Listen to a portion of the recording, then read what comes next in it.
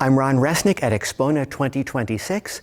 I'm delighted to be with Matthew Webster, the CEO and Chief Designer of YG Acoustics. The YG team is making the North American debut of the new flagship Titan loudspeaker this show. Matthew, great to see you. It's great to see you.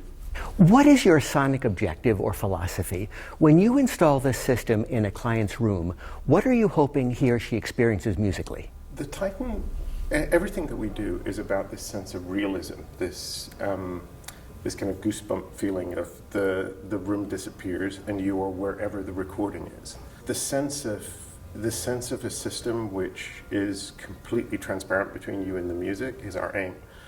The Titan, it's a huge speaker, but this isn't about being the loudest of any system. This is about absolute clarity and that veil lifting and getting the thing we're always chasing, that magical disappearing, being there.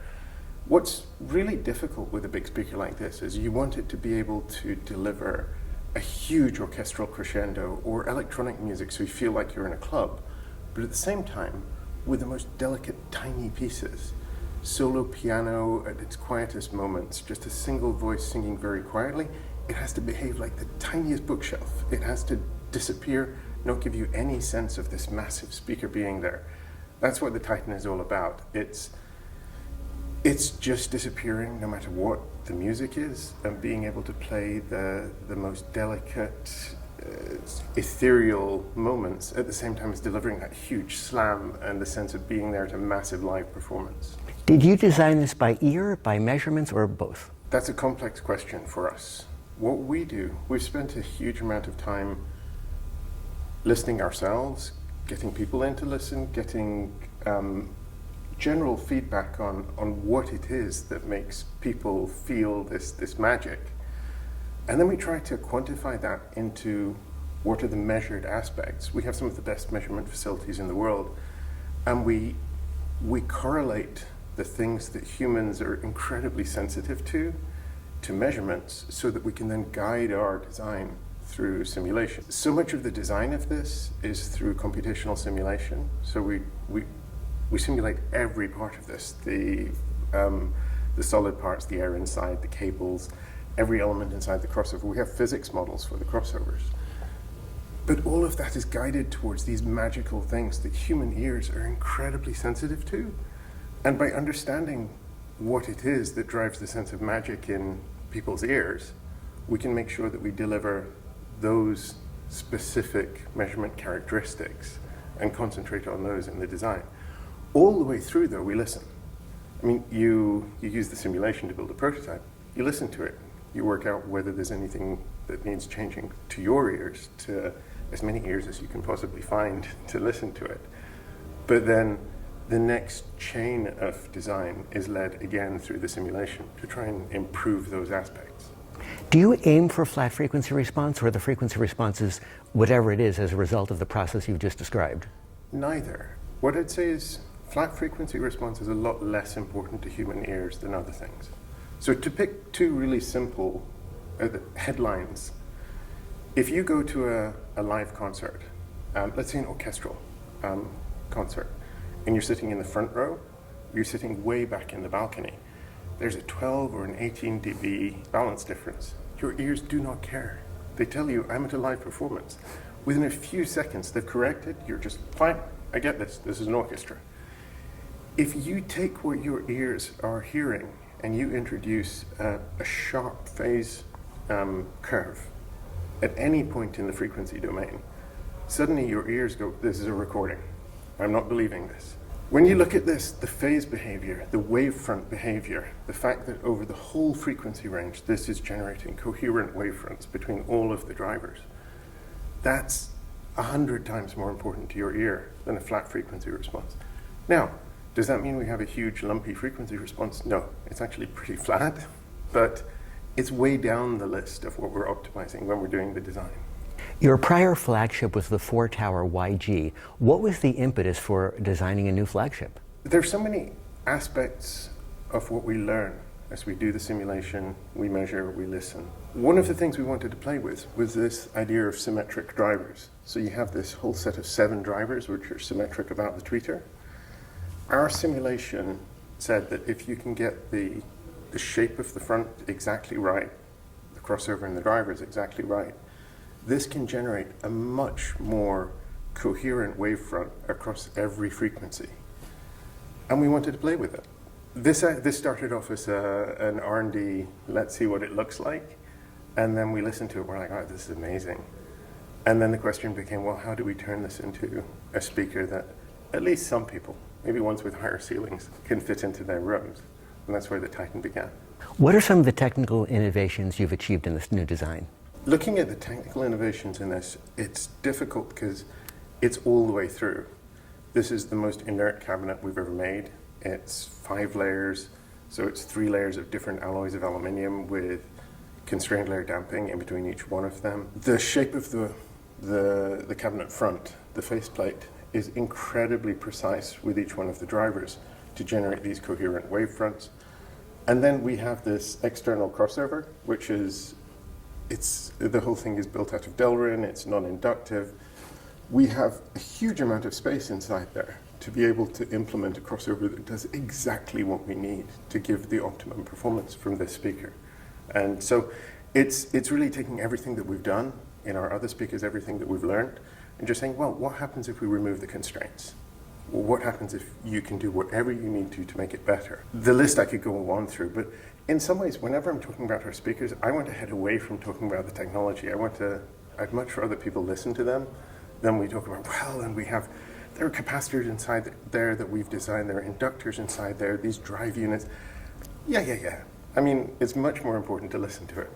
What was the thinking behind designing the speaker flexibly to allow fully passive operation, fully active operation, or bass-only active operation?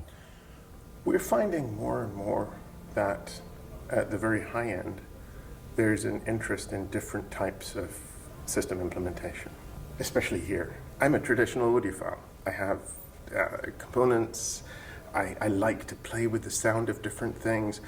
I see that as part of the fun, the exploration of a system. More and more, there are people who want that high sound quality, and they appreciate the sense of realism, the scale, the fun that something like this delivers. But they want flexible implementations. So there are quite a few people who look at this and go, well, okay, the speakers, they're kind of sculptural. I could see how they'll fit in my room. I don't want that. And that's where the live implementation, which is just one controller box, fully active, that delivers world-class sound quality, but without needing to be an audiophile, play with the system, have all these things to tweak. The active bass, the active sub configuration that we have here is really to give people a bit more flexibility with amplification. It's a relatively easy load. It's relatively efficient as speakers go. What is the sensitivity? It's about 89. It's not, you wouldn't put it right up there with the highest sensitivity speakers, but it's okay. You can drive it fairly flexibly, and we have some people who've had great experiences, even with valve amplifiers, driving these, by pulling the sub, the bottom drive unit, to a custom designed amplifier on our side. It just means you have that flexibility. And then there's the full passive, if you want to treat it like a fully passive system. What subjective sonic preferences would you need to know about a particular client to help him or her decide which configuration to purchase? So far, we haven't even had to go into that discussion. So far, it's really clear from each customer what they're after. The configuration we have here, the active sub, is the one which has ended up being the implementation for every passive customer so far, because it gives them exactly that amplifier flexibility. And when we do an A/B between the passive and the active sub, the drive unit down there is only handling 25 hertz and below. It's a proper sub.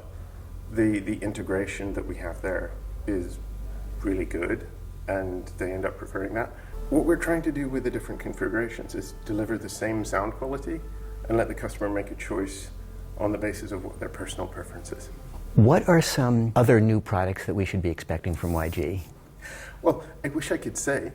We have a huge R&D program. We're probably 3 years ahead of our implementation in terms of designs and ideas. There are innovations on the reference side. There are more models on the ultimate side in this range. There's so many things that we're working on, but there's nothing, I don't have anything up my sleeve to talk about just today. Well, I think you do. I think there's some new innovation on the Invincible coming. There's the Invincible is the one speaker in the reference range which hasn't had this version 3 update.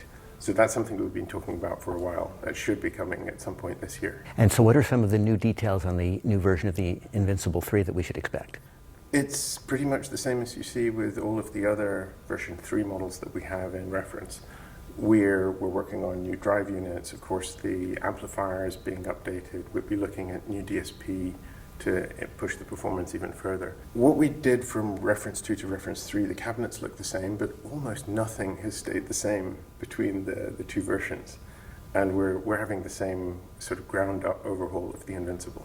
Do you think a pair of Invincibles could contribute even to this new system with the subwoofer? Invincibles and large-scale subwoofers in general have an ability to create lower than 20 hertz sound at volume levels, which let you, it's not so much about the bass, it's about the sense of space that you can create with them. With the Titan system, the incremental delta for having an Invincible depends on the room and the music that people want to listen to, but definitely it can work. And we have clients who are listening to these with Invincibles.